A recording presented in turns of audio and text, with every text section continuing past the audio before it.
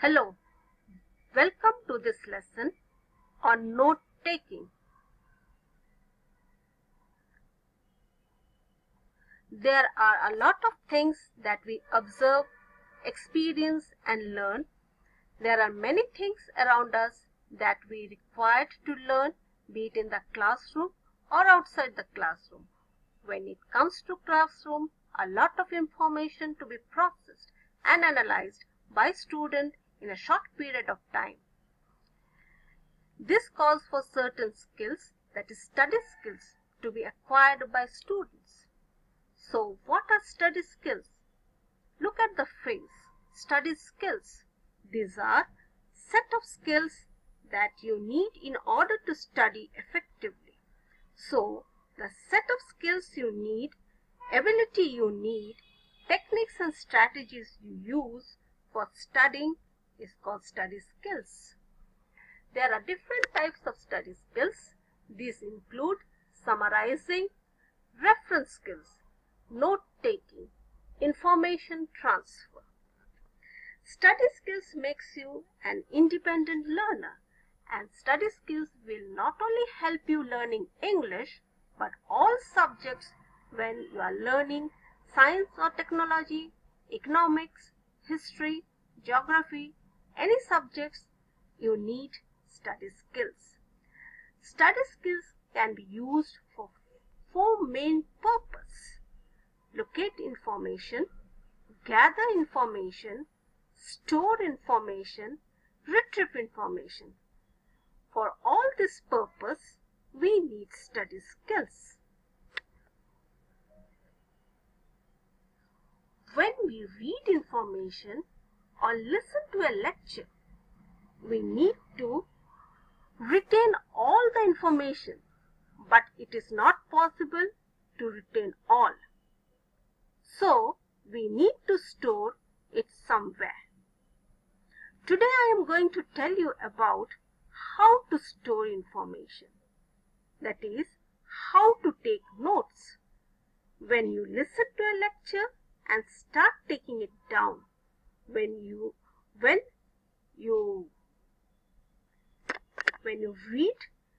and take it down, it is called note making. When you listen and take down, it is called note taking. We read and make notes. The process is very similar as taking down notes. These are the part of study skills. Note taking is the practice of writing down pieces of information in a systematic way.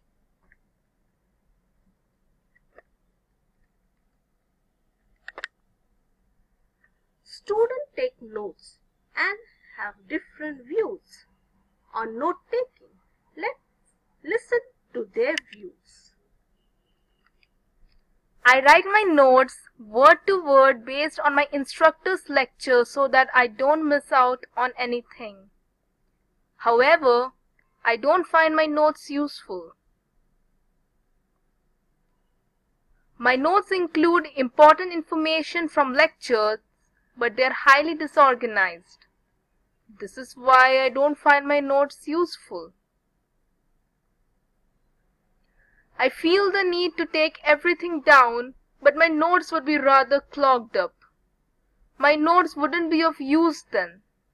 If I don't take my notes properly, I won't be able to prepare for my tests.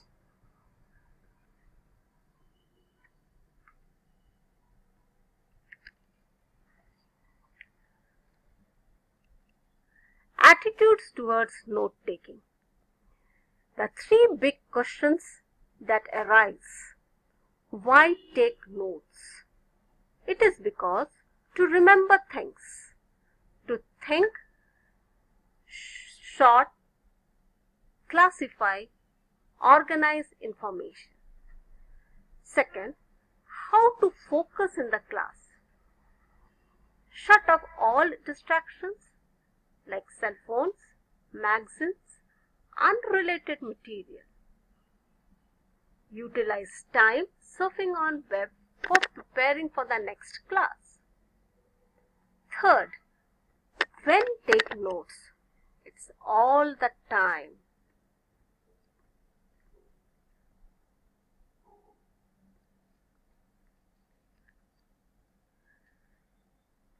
Tips for taking notes in class.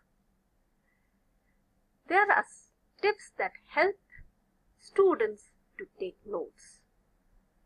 Active listening, speed of the lecturer, lecture structure. Let's look these three aspects in detail. Active listening.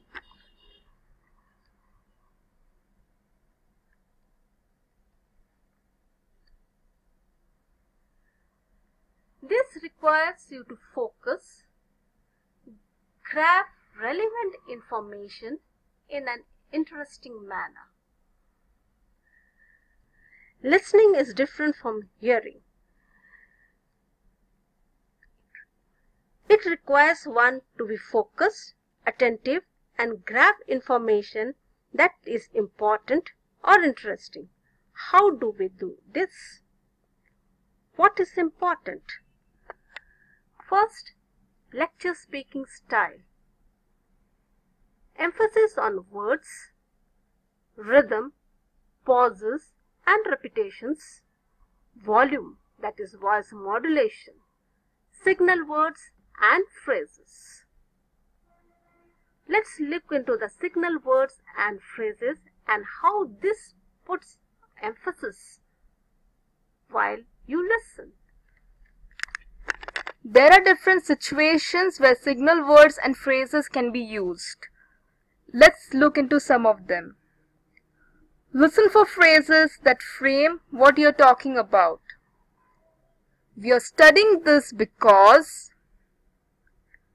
Listen for keywords that are self-evident. This is really important. Items in a series. There are 3 types of answers to why and how questions. Because, or on the one hand, important examples. For example, take this case. It is very essential that we should maintain a certain speed while taking down notes. How to do that? For this purpose, use phrases and abbreviations wherever necessary. Apply active listening skills. Listen very carefully when taking down notes. Don't copy, analyze it. It is not required to copy everything what is spoken in the lecture. You must analyze and take down the important one. Use symbols instead of writing spellings. For example, dollar, rupees, anything else where symbol is applicable. Change words into figures. For example, TWO2 can be written in figure. You may use Roman numbers, whichever you feel it is applicable. Reduce verb forms. Instead of writing verbs do not, make it don't.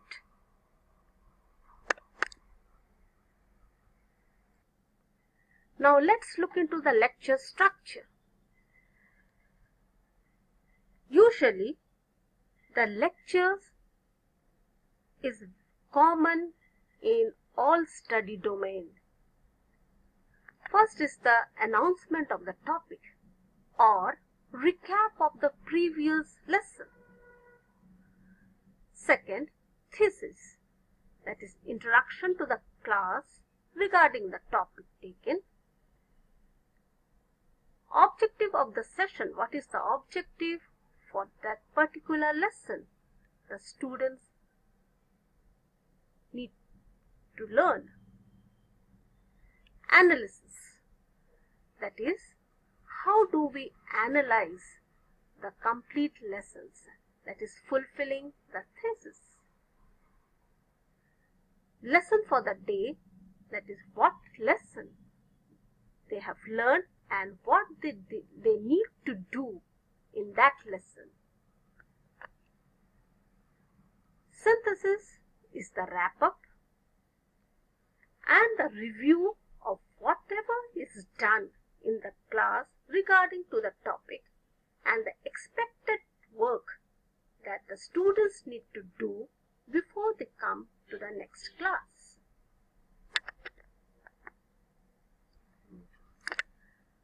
Note-taking techniques. As you know that you need to maintain speed while taking notes in the classroom, you need to have a certain format for taking notes. These formats are made to suit the needs of the subject and topics being taught. Here are some note-taking techniques we are going to study about. These are Cornell notes, outline notes, bullet and sentence points, map, matrix, timeline, chart. Let's look into it in detail. Let's look into the format of Cornell notes.